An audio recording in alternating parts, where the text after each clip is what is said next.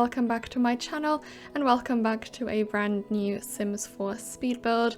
And of course it's another build revolving around the new Cottage Living Pack because honestly I am obsessed with this new pack. It's so good, and I haven't really built a full farm yet because I built 2 cottages, one traditional and one modern, and they always had like some aspects of farming but never the full shebang. So I decided to build a full-on countryside farm with everything that you need for the perfect cottage lifestyle. So we have some cow sheds, we have some chicken coops, there are gardening patches, everything that you need really to have a full-blown farm. And I think this might be one of my favorite builds I've ever done just because I love all the landscaping. It's located in 3 Olde Mill Lane in Henford-on-Bagley obviously, and it's a 50 by 40, so it is a really big lot. I didn't fully try and venture on the 64 by 64, but yeah, it was a big lot and it really needed all the space. The house itself isn't majorly huge.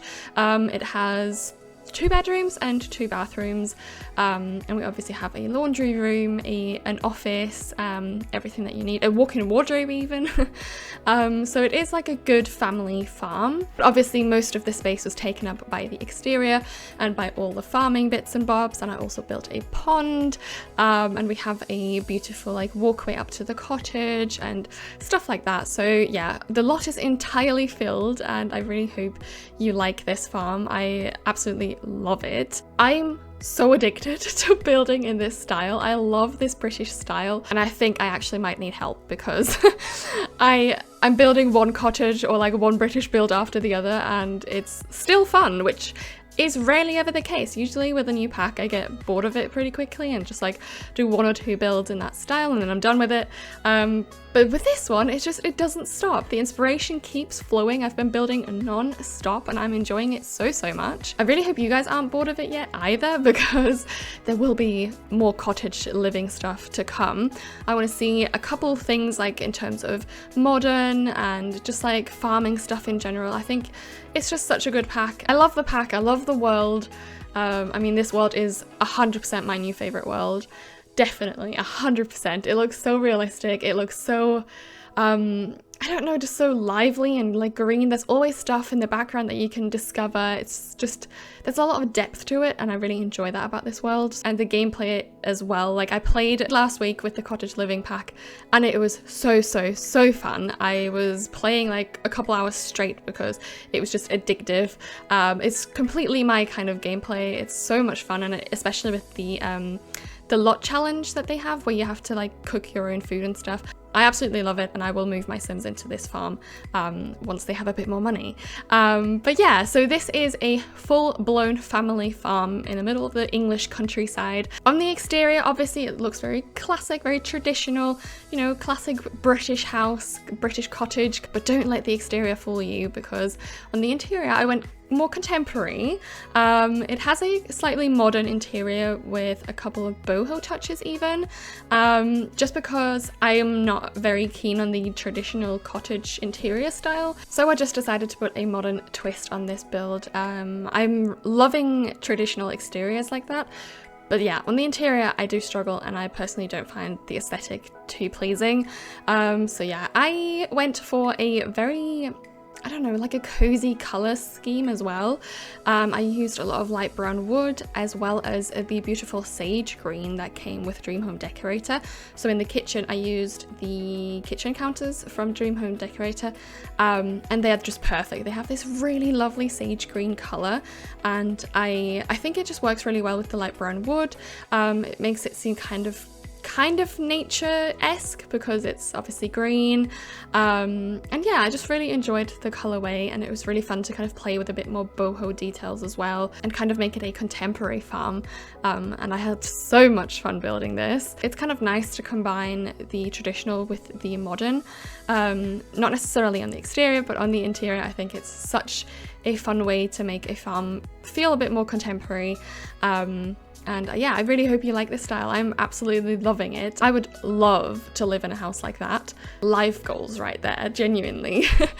But yeah, I really hope you like it. If you enjoy this build and this speed build in general, then please leave a like down below, and also subscribe to my channel if you haven't already.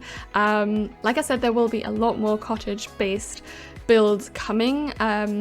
Do let me know whether you prefer like modern cottages or more traditional cottages, or whether you like a mix of both. Yeah, do let me know in the comments down below. Actually, now that I've come to think of it, there is a slightly modern bit on the exterior. Dun, dun, dun. The terrace at the back I kind of kept in a more contemporary and modern style as well, just because I think it flows better with the interior. I didn't want it to be like too cottagey and old-fashioned, but there is a little side terrace that I created on the side of the lot that you can see from the front as well. There's like fairy lights, it's all covered in ivy. I mean, the entire exterior is covered in ivy and wisteria because I obviously can't build without those two things anymore. Love the wisteria, love the ivy, and I think they both flow really nicely together. And especially in combination with the Discover University ivy and the Snowy Escape ivy.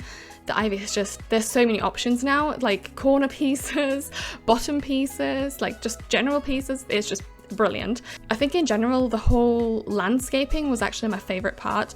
The interior still was really fun to create, and it was, I don't know, I like this kind of farmsy vibe on the interior, but just the exterior, nothing beats the landscaping. I love all the debug items. There's so many amazing items, like all the fences. I obviously use all the plants from the debug section as well. There's just so many things. I mean, I literally got little huts and houses from the debug that look so realistic. Like the texture on them is amazing. They look like, you know, those little huts that you see like on the hills in the English countryside. And I thought they would make cute little sheds. There's one by the entrance where all the cars are parked. I love the Range Rover and also the Mini. I think they're among my favorite debug items. I think I've used them in every single cottage build of mine. And there's also a shed that I used by the crop area. You know, you can make believe, pretend that that is kind of where they keep all their equipment for crops and stuff like that. Yeah, I genuinely, the landscaping is my favorite part. I loved it so much. And like I said, there's this debug fence, like the classic English stone fences that they have everywhere. And I love creating like a cool, cozy, like quirky pathway as well. Not like the perfect fences. That's why I don't use normal fences, because they just go in straight lines or the really weird curves and stuff like that. So I love that they have these debug items in there, and you can create these really adorable pathways and like fences. And then there's this really cool grass, like really tall grass. There's like 3 different versions or so. And I just plonk that around the fences so it looks like it's literally just growing out of the fence. And yeah, just really cluttered basically, landscaping wise. A lot of plants, a lot of greenery, a lot of flowers, just very lush exterior. It's so fun to do this. And in combination with the terrain paint as well, I rarely ever use terrain paint, but with obviously the farming side of builds, I use it a lot more often because it works a lot better than actual floor tiles, and it's so fun. It's just, it creates this really realistic touch to the build that wouldn't be the same without all the terrain paint. And thankfully, fingers crossed, the terrain paint doesn't vanish. I've not had the glitch yet. Fingers crossed it stays this way. But yeah, and then obviously we have the chicken coops and the cow/llama shed, but there's 2 of them actually, so there's plenty of room for lots of animals.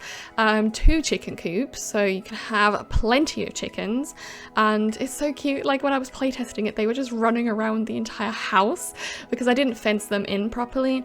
They were just running around, just having a blast. It was so adorable. Also, in case you're wondering where some of the landscape clips are, I did cut out a lot of landscaping because I use the same like 7 plants and it's always pretty much the same, so I didn't really want it to be too repetitive, which is why I cut out a lot of those bits. But you see like pretty much anything I do one way or another. nothing important has been cut out, don't worry about that. But yeah, that is it for today's video. I really hope you enjoyed the speed build and you like the build. Like I said before, do leave a thumbs up down below and also subscribe. And yeah, I can't wait to see you again next week with a brand new Sims 4 speed build. Bye!